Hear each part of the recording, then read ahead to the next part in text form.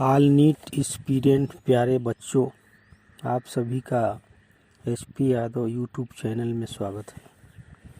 आशा ही नहीं पूर्ण विश्वास है कि आप सभी ज़ोर शोर से नीट की तैयारी में लगे होंगे।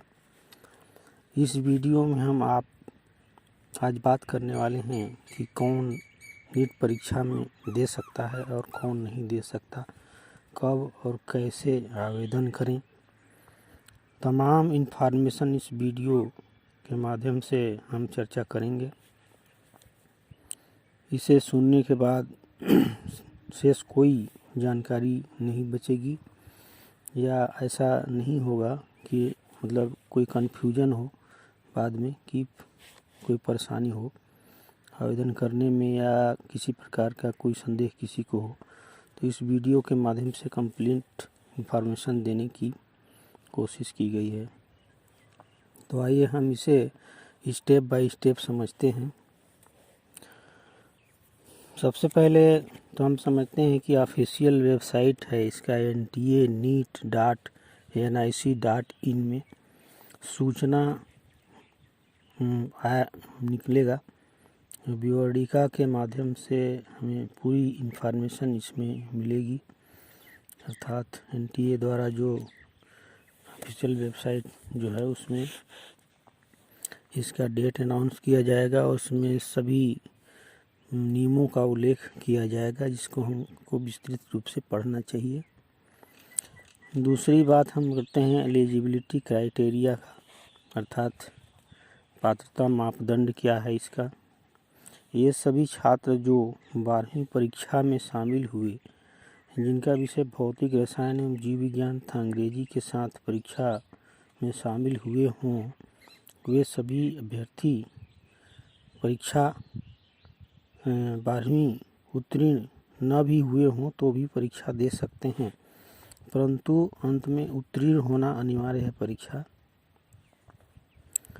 और ऐसे अभ्यर्थी जो कि परीक्षा पास कर चुके हैं 12वीं परंतु दूसरे साल की तैयारी में हैं या ड्रॉप लेकर के नीट की तैयारी कर रहे हैं, ऐसे अभ्यर्थी जो 12वीं उत्तीर्ण हैं, अर्थात जिनका भौतिक रसायन जीव विज्ञान में 50% नंबर के साथ उत्तीर्ण हो जनरल कैटेगरी में या अनरिजर्व में, और रिजर्व कैटेगरी में कम से कम 40% का होना अनिवार्य है। इस प्रकार से हम आयु सीमा के संबंध में चर्चा करते हैं। 31 दिसंबर सत्र के अंत में कम से कम 17 वर्ष का उम्र हो तथा रिजर्व कैटेगरी के लिए 30 वर्ष एवं अधिकतम आयु सीमा एवं अनरिजर्व के लिए 25 वर्ष रखी गई है। इस प्रकार से इस आयु सीमा के बीच के सभी बच्चे नीट का आवेदन कर सकते हैं। और अगला स्टेप है परीक्षा फीस या एग्ज़ाम फीस के बारे में। एग्ज़ाम फीस ST/SC और CWSN को 800 एवं OBC NCL अर्थात नॉन क्रीमिलियर वर्ग को 1400 तथा अन्य वर्ग को 1500 रुपये फीस का भुगतान करना होता है, जैसा कि पिछले वर्षों से होता रहा है और संभवतः इस वर्ष भी इतना ही फीस भुगतान करना पड़ेगा। इस प्रकार से अगला स्टेप में हम समझते हैं कि आवेदन के करने में जो महत्वपूर्ण दस्तावेज है वो क्या है, अर्थात जब हम आवेदन करते हैं तो हमें कौन कौन से आवेदन की ज़रूरत पड़ेगी या दस्तावेज की ज़रूरत पड़ेगी। तो सबसे पहले हमें जानना होगा कि इस आवेदन को करने से पहले हम पहले से तैयार रखें 10वीं परीक्षा की अंक सूची या 12th का मार्कशीट मूल प्रति हमें अपलोड करना होगा। आधार कार्ड की मूल प्रति अपलोड करनी होगी। फ़ोटो का निर्धारित साइज जो कि एनटीए द्वारा निर्देशित किया जाएगा KB के हिसाब से अपलोड किया जाना है।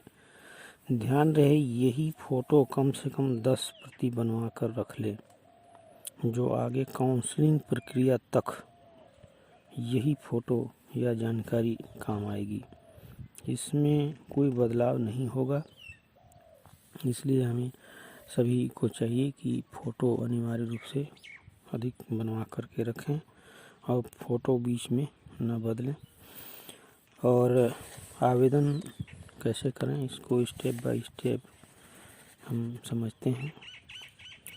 सबसे पहले हम आवेदन को बहुत ही सावधानी से तथा शुद्धता एवं स्वच्छता से भरना है, अपलोड करना है और सभी प्रविष्टियों को भरने के बाद दोबारा उसमें जांच करनी है ताकि उसमें कोई त्रुटि न हो। तब अंत में उसे सबमिट करना है तथा ईमेल आईडी और पासवर्ड सुरक्षित रखना है। कोशिश करें कि संभवतः या तो अपना ईमेल आईडी हो या पिता का ईमेल आईडी हो, दोनों चल सकता है। अंत में सबमिट कर इसका प्रिंट आउट निकलवा कर रखें ताकि वो भविष्य में काम आए। इस प्रकार से परीक्षा पैटर्न के संबंध में हम थोड़ा सा चर्चा करते हैं। परीक्षा आमतौर पर यह 2021 पेन पेपर मोड पर आयोजित की जाएगी, अर्थात ऑफलाइन परीक्षा होगी। बिना किसी प्रकार का, वैसे बीच में इसके संबंध में कई चर्चाएं हुई थी कि ये ऑनलाइन परीक्षा आयोजित की जाएगी, परंतु इसके संबंध में कोई डिसीजन नहीं हो पाया और बाद में पता चला कि ये ऑनलाइन मोड में न हो करके ऑफलाइन मोड यानी कि पुरानी पद्धति से ही परीक्षा आयोजित की जाएगी।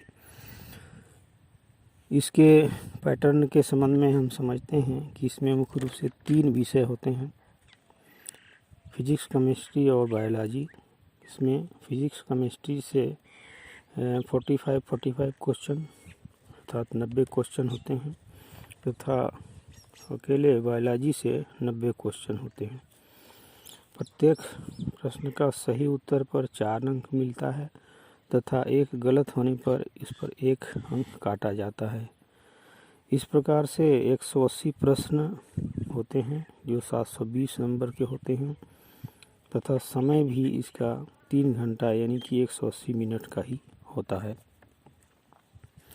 इस प्रकार से आवेदन प्रक्रिया एवं कंप्लीट इन्फॉर्मेशन के साथ शायद सभी बच्चे समझ पाए होंगे। यदि समझ ना आया हो तो इसी चैनल में कमेंट कर जरूर पूछें। और एनटीए के द्वारा जल्द ही इसकी घोषणा की जाएगी एप्लीकेशन फॉर्म की। यह एप्लीकेशन फॉर्म लगभग 20-25 दिन तक विंडो इसका खुला रहता है तथा कुछ करेक्शन के लिए भी समय दिए जाते हैं, परंतु ऐसा स्थिति उत्पन्न न हो कि हमें करेक्शन करने का नौबत आए, इसलिए हमें बहुत ही सावधानी से फॉर्म फिलअप करना चाहिए। इस प्रकार से यह परीक्षा 1 अगस्त को आयोजित की जाएगी और समय ज़्यादा नहीं है। पढ़ाई में सभी लगातार जुटे रहें और इसका इंतज़ार करें। जो भी यदि कागजात अधूरा हो इसे पूरा करके रखें और जैसे ही फॉर्म एनटीए के द्वारा घोषित की जाएगी और आवेदन करें। धन्यवाद।